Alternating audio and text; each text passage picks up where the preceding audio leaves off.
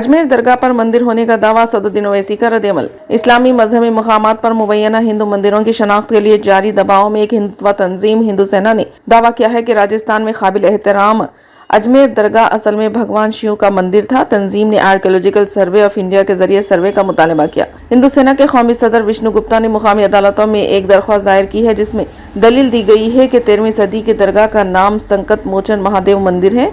इन्होंने दावा किया कि दरगाह से पहले इस मुकाम पर एक हिंदू मंदिर मौजूद था। इसकी तस्दीक के लिए ASI सर्वे जरूरी है। विष्णु गुप्ता ने कहा कि हिंदू कमेटी को दरगाह के अहाते में इबादत करने की इजाजत दी जाए। निचली अदालत ने गुप्ता की अर्जी को कबूल कर लिया और अगली समाअत 20 दिसंबर को होने वाली है। इस पर कुल हिंद मजलिस इत्तेहाद और मुस्लिमीन के सदर बैरिस्टर सदुद्दीन ओवैसी ने ट्वीट करते हुए कहा कि सुल्तान हिंद ख्वाजा मोइनुद्दीन चिश्ती रहमतुल्लाह अलैह हिंदुस्तानी मुसलमानों के अहम तरीन औलिया इकराम में से एक है। लोग सदियों से इनके मज़ार पर आते रहे और आते रहेंगे इंशाअल्लाह।